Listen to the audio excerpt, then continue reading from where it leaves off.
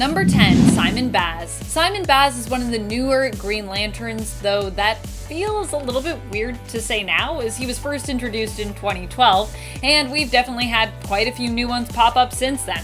Also, 2012 was almost 10 years ago, wow. Before he was a Green Lantern, he was an engineer turned street racer turned car thief due to the result of the financial crisis. Due to his Muslim origins, being a Lebanese American following the tragedy of 9/11, he had to deal with many people judging him and his family based on his background and how he looked.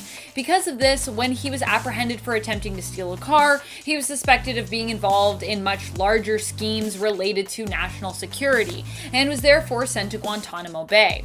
Fortunately, it was at that time that he was chosen by his ring to become a Green Lantern.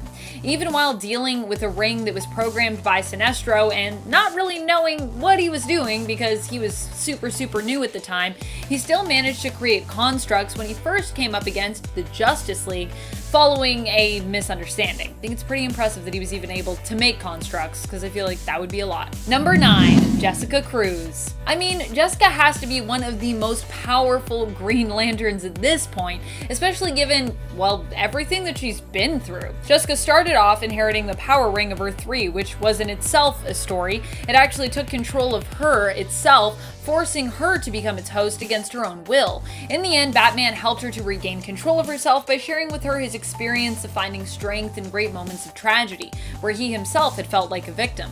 Jessica would then train with Hal Jordan to gain a better sense of how to use her ring, but only briefly, as Hal was kinda soon after called to space. That was when Simon and Jessica were left alone together with a battery between them to share as they attempted to figure out how to best be superheroes and lanterns together.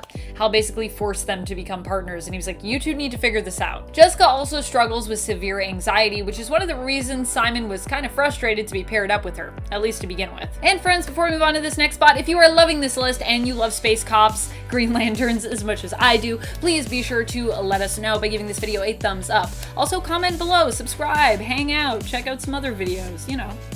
Just chill with us for a bit. How are you doing? Put your feet up. Feel good. I don't know what I'm saying anymore. You know, just be cool and hang out with us. We like you. We like you. Stick around. Number 8, Alan Scott. A lot of comic fans may think of Alan Scott as being one of the weakest Green Lanterns because of, well, his weakness to wood, but don't let that fool you. Although his weakness to wood is pretty silly, Alan Scott is still an extremely powerful and unique Green Lantern. He was the first Green Lantern and has since had himself more separated from the general Space Cops Green Lantern Corps in terms of how he operates and how his powers work. I mean, initially when he was introduced with Earth 2, Alan Scott, he wasn't even really connected to the Green Lantern Corps. Because back then, we didn't have to do origin stories and really make everything make sense, but here we are now. Alan Scott's powers actually come from a magical entity that was once the prisoner of the Guardians of the Universe, known as the Starheart. At least if we're going with the New Earth story, which here, we're going with the New Earth story because I like it the best. The Starheart ended up on Earth and saved Alan's life. He wore the entity like a ring, which for many years was the source of his power, and adopted the mantle Green Lantern. Alan has also managed since then to merge with his own battery that he fashioned out of the Starheart. Basically, he fashioned a battery and a ring out of it. In merging with his battery, though, he became even more powerful as he became the power source for his own ring, which is pretty cool. You gotta respect Alan Scott. That's what I think. Number 7, Kilowog. Kilowog is the main recruiter for the Green Lanterns and is also their head trainer. He pretty much trains all of the new recruits, and with good reason, as he's a very powerful and capable Green Lantern.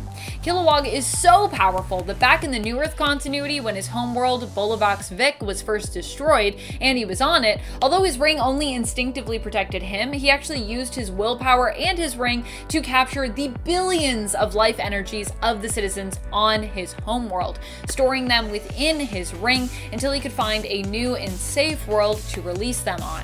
Unfortunately, his homeworld and family would still later be destroyed by Sinestro even after he saved them, but it was still an impressive feat for him to have saved them all the first time around. But it's very sad that they all died anyways.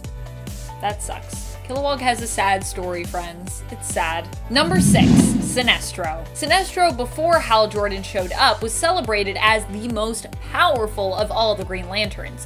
That is, of course, until Hal exposed him as the villain he truly was. Despite the fact that Sinestro is now considered a villain and is the head of his own corps, the Yellow Lantern-based Sinestro Corps, he also deserves respect for just how crazy powerful he is and was as a Green Lantern. There is a reason that fellow Lanterns considered him to be the best. I mean, he even had to go back to being a Green Lantern for a time because he was so skilled and the Guardians needed him. Even though at that point he was already a leader of the Sinestro Corps and he was very happy as such.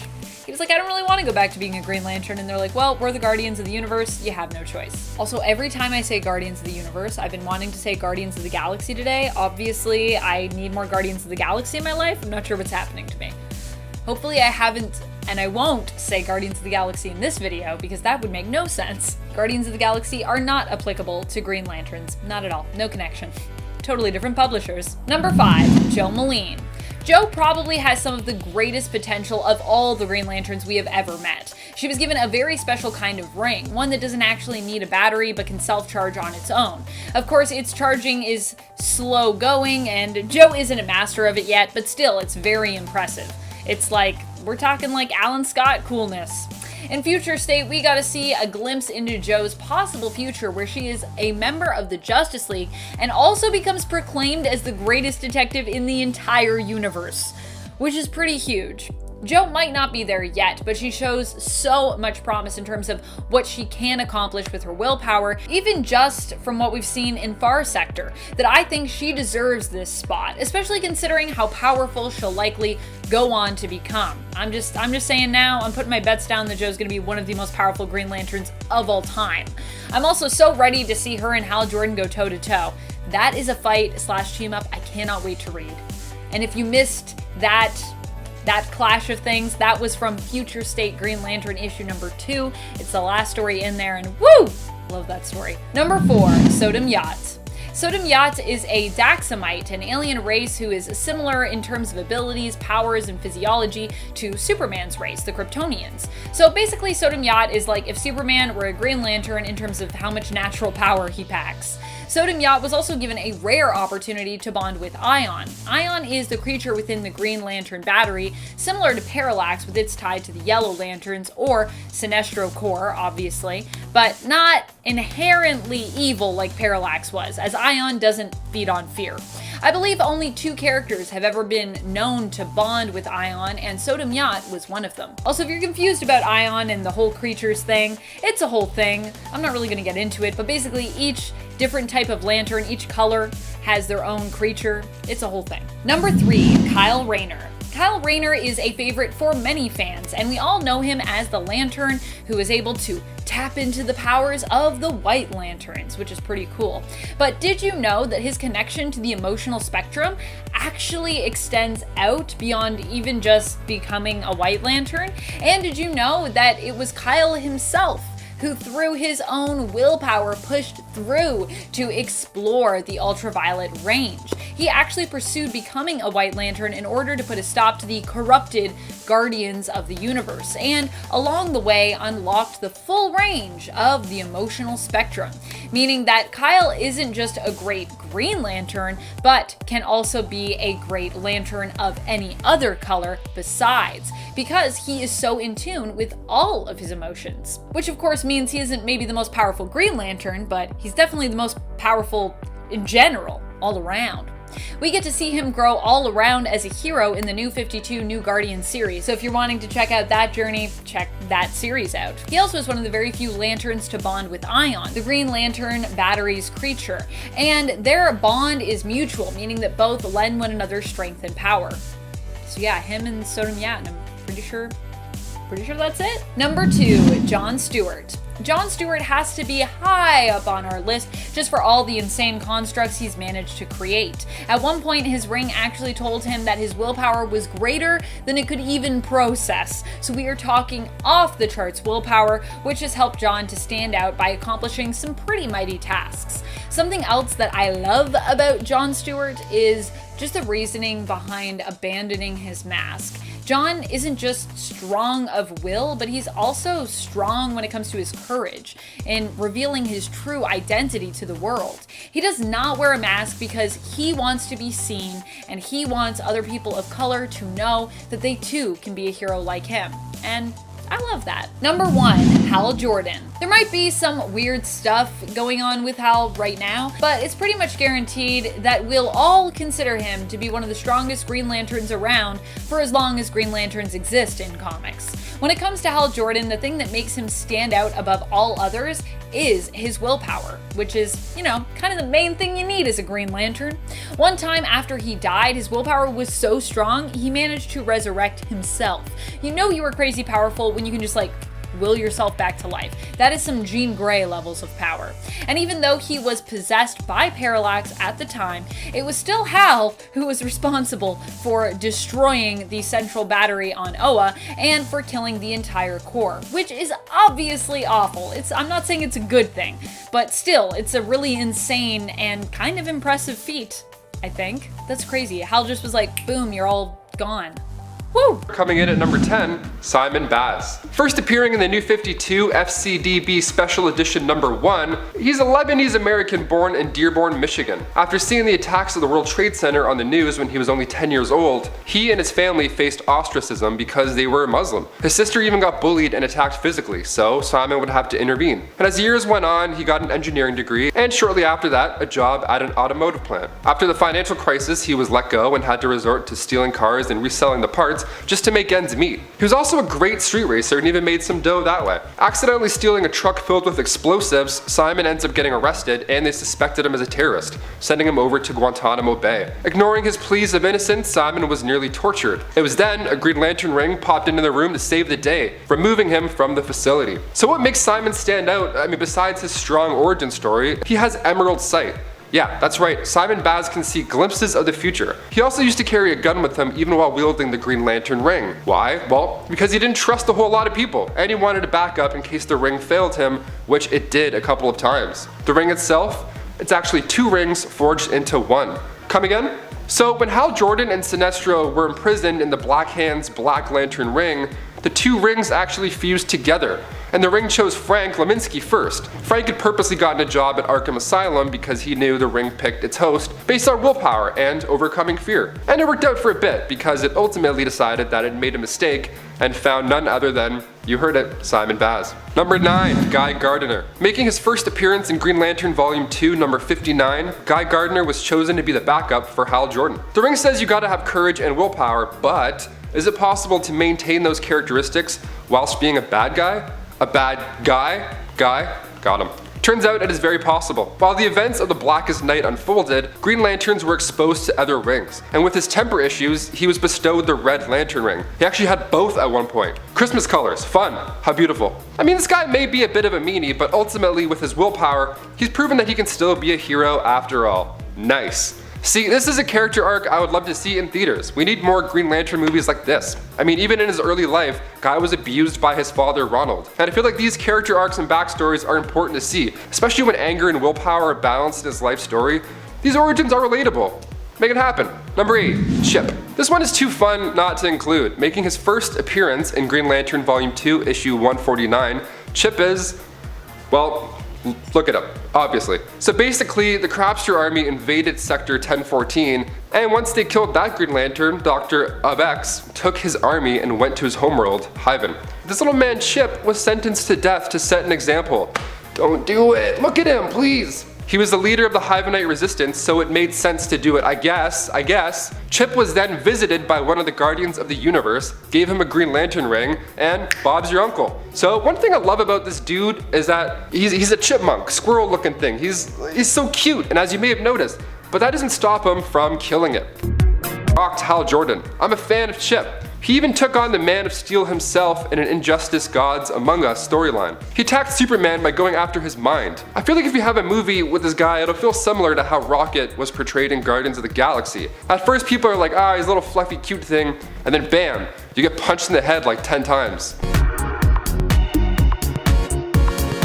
Number 7, Slack. Who's next on our list? None other than Chip's best friend. Salak is this cool looking four-armed alien Green Lantern from Sligia, one of them's right, who is a protector for the Book of Oa. He's quite tall, has pink skin and a beak-like mouth. Making his first debut in Green Lantern Volume 2, Issue 149, Salak is actually second in command right behind the Guardians of the Universe. Nice. He's a veteran with his power ring, so he doesn't really rely on it until he absolutely needs it. He's a pessimist and he's kind of a loner. I mean, aren't we all at some point? Come on. His importance doesn't go unnoticed. Being the protocol officer of the Corps, he plans missions and answers to none other than the Guardians of the Universe. It's kind of cool having your boss the Guardians of the Universe. Nice. And as I said earlier, his best friend is Chip. So once Salak was too late stopping the execution of Sinestro, so the Oa battery ended up being destroyed, making his ring inoperable. So he headed to Hyven to reunite with Chip, whose ring was one of the few that still worked.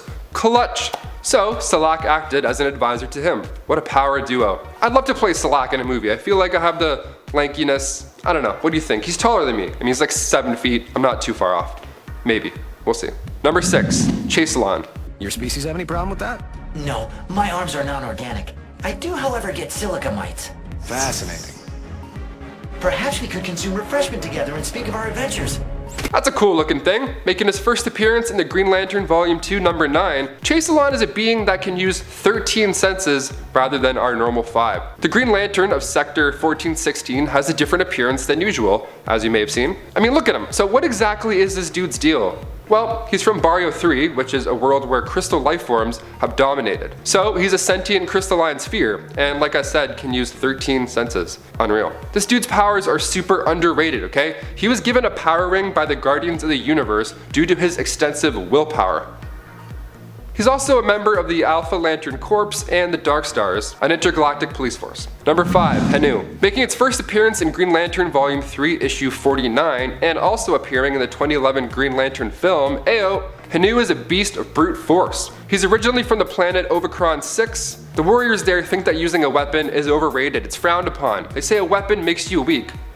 Okay, super badass. So he relies on his own strength rather than the ring. That's cool. Yeah, I have a ring, but you know, I'd rather just punch you in the head. It's easier. This sure did come in handy when he was freed from a prison from Hal Jordan and Guy Gardner. He tore the place up without even using the ring. And when he does use it, it's insane, okay? So during the Sinestro Corps War, he finally used the ring to punch through Horku. And Horku's the same species as Hanu, so that doesn't shine light on how strong this dude is. I don't know what will. Number 4, Alan Scott. The Golden Age Green Lantern, making his debut in 1940 back in the All-American Comics number 16. He's the first ever Green Lantern, so of course I'm gonna include him in this list. He actually forged a Green Lantern from a meteor. This dude was around even before the Green Lantern Corps, so he's not too popular with the current run of things. So he gets his power in a much different way than all of the other Green Lanterns. He actually uses a ring that's magic based instead of being linked to the central battery on Oa. I feel like we need to see this origin story on this big screen ASAP. It's too cool to ignore. Number 3, Sodom Yat. Making his first appearance in Tales of the Green Lantern Corps Annual number 2 back in 1986, Sodom Yat is a guy from the Daxamite race who are cousins of the Kryptonians. Pretty sweet. Daxamites have similar powers to Kryptonians, but instead of being vulnerable to kryptonite, they're vulnerable to lead. Just basic lead. So if you're gonna take some notes around Sodom, make sure you hide it or else you might kill him. So this guy's loaded. He's basically a god, but no lead. Kinda like no capes, no lead. He doesn't even really need a ring. He's already so strong from the ion entity has given him an unbelievable strengths. He always dreamed of being a space explorer, so once he noticed an alien spaceship crash near Earth, he found Tessog, and after his parents caught wind of the new friend, his parents killed Tessog and brainwashed Sodom to forget the whole thing. After seeing Tessog in a museum, dead, he was reminded of the actions that had taken place, so he reconstructed Tessog's ship and then was bestowed the Green Lantern ring. Nice, you did it, full circle. And he became the ultimate Green Lantern and the last member of the Corps. The prophecy came from none other than, drumroll, number 2, Abin Sur. We all remember arguably the best part of the Green Lantern movie, the beginning. We find Abin Sur after he crash landed on Earth before giving the ring to Hal Jordan. The purple alien is portrayed by none other than Jango Fett himself, Tamara Morrison. But who is this character and why is he so important? Making his debut in Showcase number 22, Abin Sur was a Green Lantern from Sector 2814 and was the Green Lantern right before Hal Jordan as you saw in the movie. So before that, he actually visited Earth a handful of times. He teamed up with an ancestor of Hal Jordan in the American Old West to fight an alien named Traitor. Solid name, very fitting. So why is he flying a spaceship if he has the ring? Well, he was told by the prophecy that his ring would eventually fail him. So he loaded his spaceship up with weapons for when the frightful day comes. And after being attacked by Sinestro and crash landing on Earth, he chose Hal Jordan to bear the ring, as he was closer to his location than Guy Gardner. So close. Hal ended up using the ring to hide the body and his ship underneath a mountain. It's pretty cool. And finally, number 1, Nort. Making his first debut back in 1988 in Justice League International, this cool looking member of the Green Lantern Corps and later on Justice League Antarctica might be my personal favorite. He's a funny little quirky dude. He reminds me of, I don't know, me maybe? Who knows? He's this quirky underdog, literally. Look at him, he's a dog. He instantly reminded me of Peppy Hare from Star Fox, just like this wise looking dude. He's actually disliked by other heroes and is often looked upon as the loser despite how incompetent he may be. Okay, maybe I don't relate to this guy as much as I thought. Or do I? He can't even read a map. So I mean, come on dude, you gotta figure it out. He tries his best though, he's brave and he's super honorable. I feel like a character such as himself would be great to see in live action. I mean, I'm sure there's a lot of people who would relate.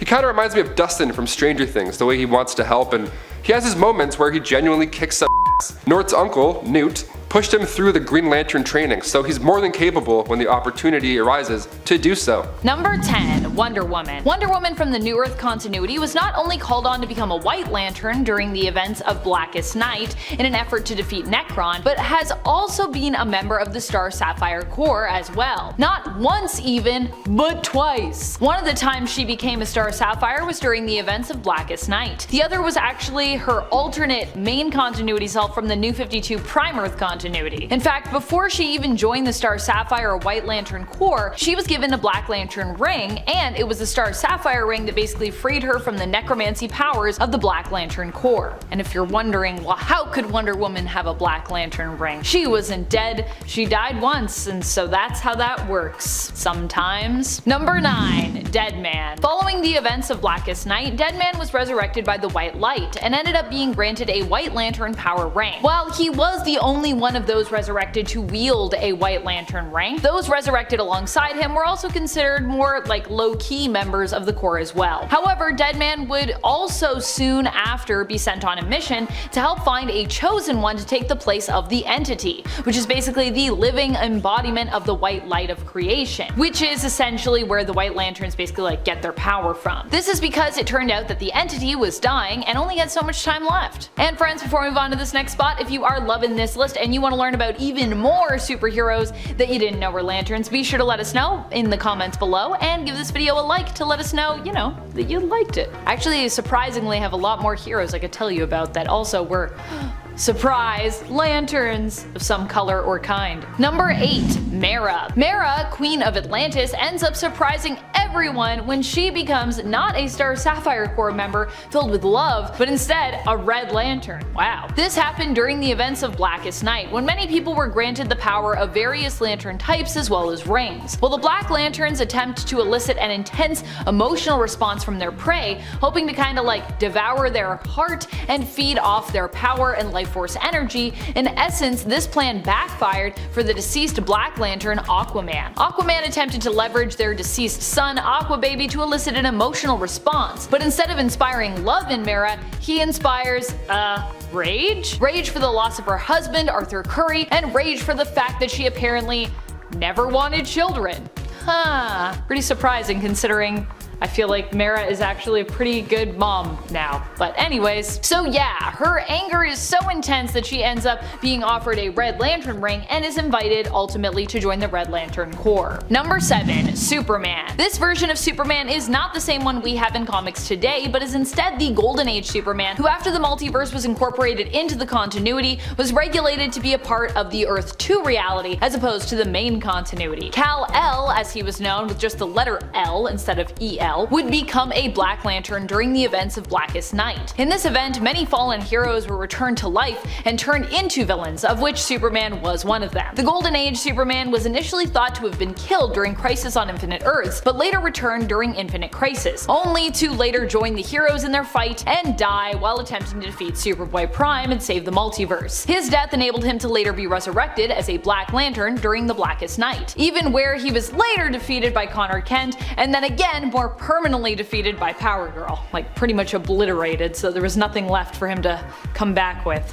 Oof. Number 6. Wonder Woman. As I said previously, both main continuity versions of Wonder Woman have joined the Star Sapphire Corps. New 52 Wonder Woman rejoined the Corps to lead them after accidentally making a wish, which resulted in the appearance of Karnell, the dark god of love from the dark multiverse. Karnell exposed the flaws in the love and hearts of the Star Sapphires and was defeating them when Wonder Woman was summoned to lead them. She helped the Star Sapphire Corps to face and defeat Karnell. Later on, this version of Wonder Woman would also be called on to temporarily join the Sinestro Corps. She would appear as a yellow lantern, representing the emotion of fear during the 2014 Sinestro series in issue number 19, which came out in 2016, but 2014 was when that series started, so just to clarify that in case that confuses you at all. Typically when I say a series and a year, I'm talking about the year that series started, unless I say this issue in this year. Number 5. Superman. The really crazy thing is that Golden Age Superman isn't the only one to have become some kind of lantern. In his case, a Black Lantern. The New Earth continuity Superman, who used to be our main continuity version of the character prior to the New 52, also has been a lantern before. This version of Superman was not only a member of the Black Lantern Corps as well during Blackest Night, but also was later transformed into a member of the White Lantern Corps after Hal Jordan resurrected him. Superman was one of the White Lanterns who helped to resurrect Black Hand, ending Necron's reign of terror by basically severing his connection to the world of the living, which he had through Black Hand. Number 4. Harley Quinn. Is Harley Quinn technically a hero?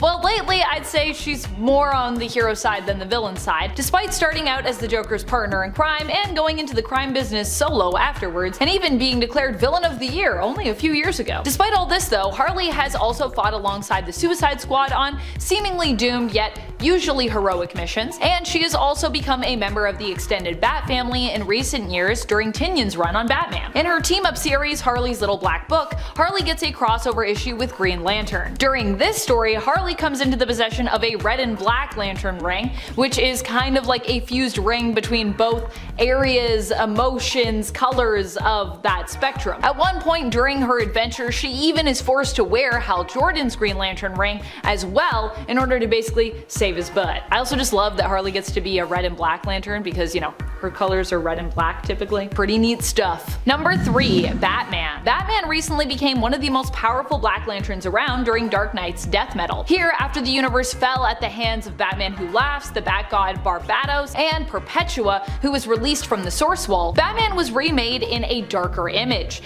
An even darker image than Batman is normally as well, because Batman's a pretty dark character all around. Pretty gloom and doom, if you know what I mean. The trinity of the Justice League, Wonder Woman, Superman, and Batman, were essentially given the option of dying or promising to not cause trouble and kind of being given a new place in this darker world. Of course, in the end, they did cause trouble, but for a time they were separated and altered to be darker versions of themselves, with Batman becoming a Black Lantern, before they then kind of found each other again and then, you know, defeated the baddies, because that's what they do. They're heroes. So that's how that story goes. Number 2. Superman. The really crazy thing is that Superman of the New Earth continuity and Golden Age Superman aren't the only two supes to become lanterns either. The current main continuity Superman, who hails from the New 52/Rebirth continuity referred to as Prime Earth, has also become a lantern as well. This version of Superman became a yellow lantern. Not only is he seen fighting alongside Diana in Sinestro issue number 19, but he also goes on to become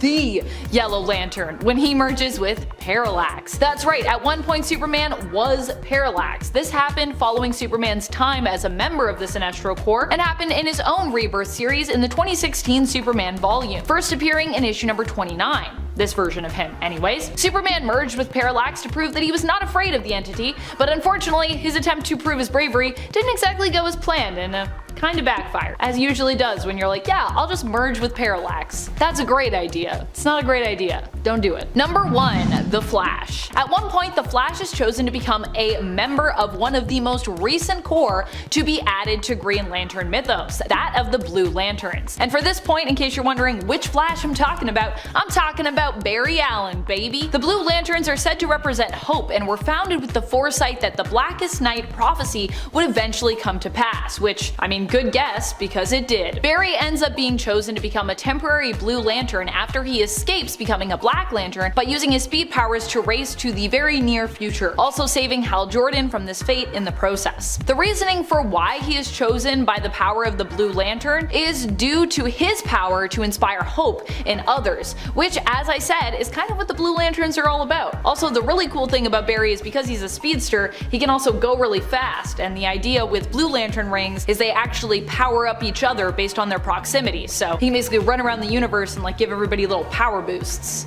which is pretty cool. Number 10. Eamon Sir.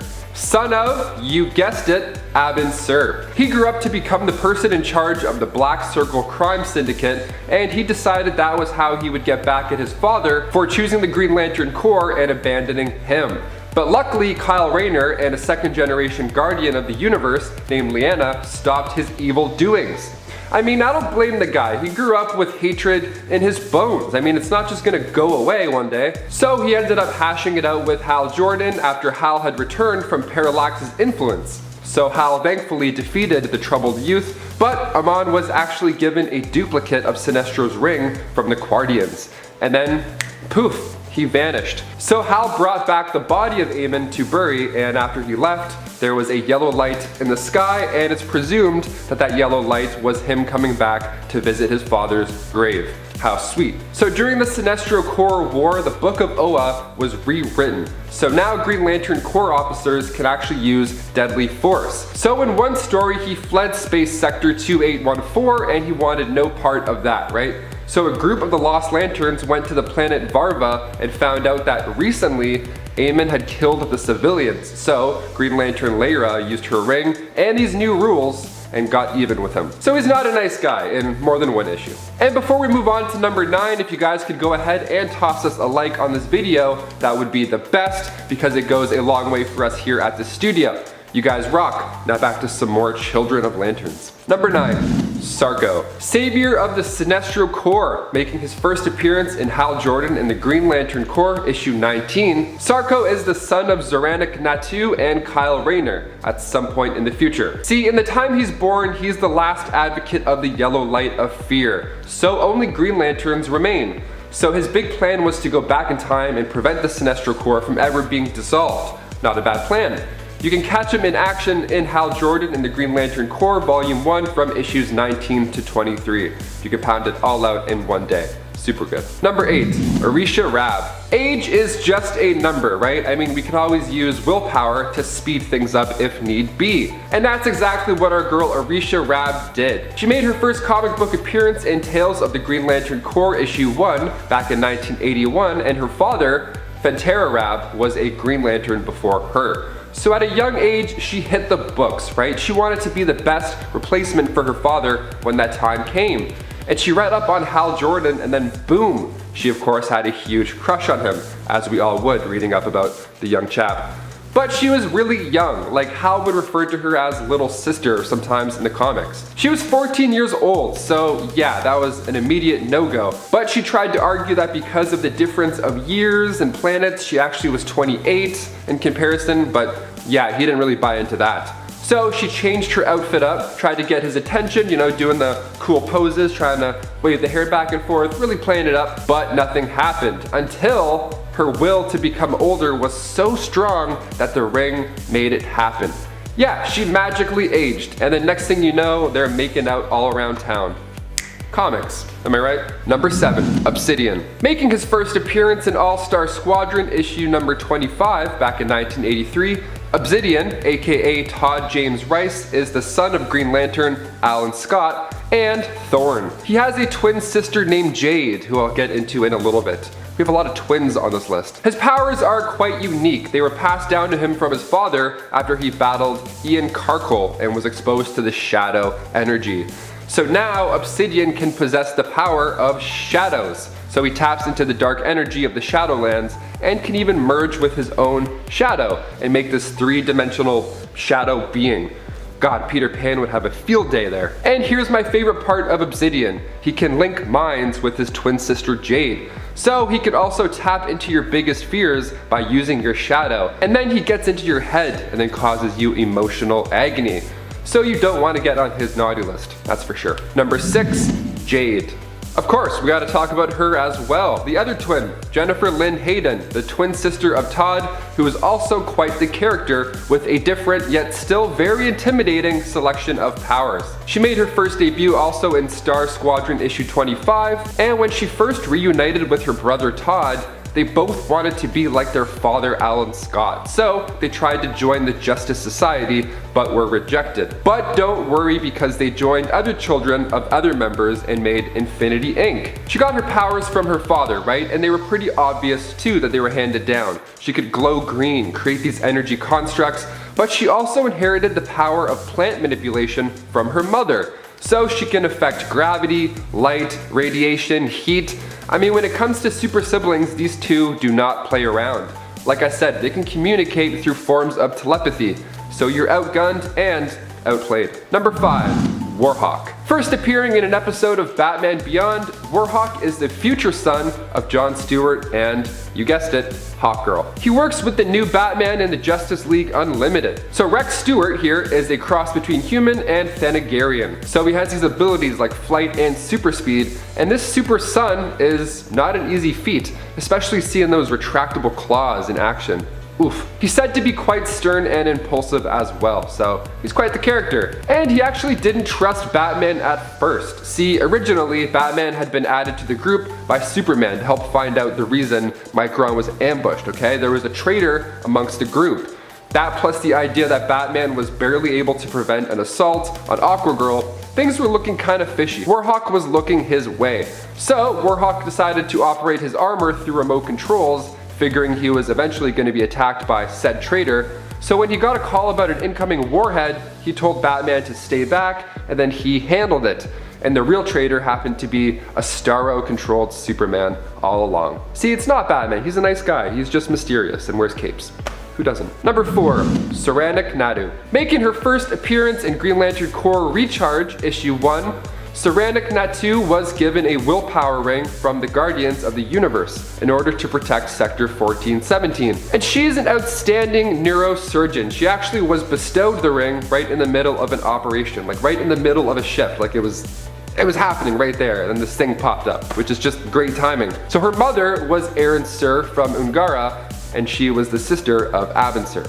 And her father, Sinestro, well, he used to be the greatest Green Lantern ever until he turned evil. She made her first debut as Sinestro in Green Lantern Corps Annual Volume 3, Issue 1 in 2013 as well. Number 3, Tai Pham. If the ring chose me for my strength, why does everybody act like I need a babysitter? Amen, that's what I'm talking about. The classic I'm too tough for a babysitter act might only fly if you're a Green Lantern, or young Green Lantern. He's actually one of the youngest Green Lanterns ever, only being 13 years old. And he is the grandson of Green Lantern Kim Tran. He's actually one of the only second generation Green Lanterns ever. So after Jon Stewart and the Guardians both confirmed, he officially became a Green Lantern, and even at his young babysitting age, he's now the proud protector of Coast City. Green Lantern Legacy is actually the first time that the character has been depicted as Asian American, and you can catch that story that premiered earlier this year in March. Or early in 2020 in March. Sorry, I just keep forgetting about 2020.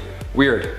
Number 2, Nora Allen. Making her first debut in Justice League Volume 3, Issue 26, Nora Allen is the daughter of Barry Allen and Jessica Cruz. She's the older sister of the twins Jason and Jenny Allen, so she inherited super speed from her father, while the twins got more of the Lantern side of the powers, you know? Hence her name, Cruz, like Cruz, yeah, you got it. The speedster of the Future League, which actually came as a shock to comic book fans, especially fans of course, Iris West. And when she was just a child, she would run alongside her father. They had a super fast super blast together. But after a superhero war with Sovereign killed many people, her parents included, she had to step up and was joined by Aquaman. So she joined the other children of the League and set out to save the day. All these kids are so inspiring. And finally, number 1, the twins. Jenny and Jason Allen, who I mentioned previously, are the twins of Jessica Cruz and Barry Allen. They wear clothing with the Green Lantern symbol. See, Jenny wears it as like a scarf material that's stitched onto the front, while Jason has the logo painted onto his jacket. So no tights this time around, which we're always okay with. They're a bit different than Barry's other twins, Dawn and Dawn. See, Jason commands the red light of rage and Jenny commands the yellow light of fear, which are the same colors used by their father, the whole red and yellow, so that's fun. So the painted Green Lantern symbol is just to pay homage to their mother Jessica Cruz, who never actually accessed any other spectrums. So these passed down powers are actually quite a mystery. They also don't need to use a ring to create constructs either. They can just use their hands, like every cool magician. Well, more on that is explained in the Lightfall event, but Jason Allen once went toe-to-toe with an evil version of Aquaman from their future, and he was shown creating hard light constructs of red light, which is rage, and his sister used hard light constructs of yellow light, fear. And the best part of these two is that they can both potentially wield all of the colors of the lights of emotion. Notably, this one time the twins emitted a blue light while they were asleep in Jessica's apartment, which is just wild, and it's why I had to throw them on number 1. We love interesting twins here.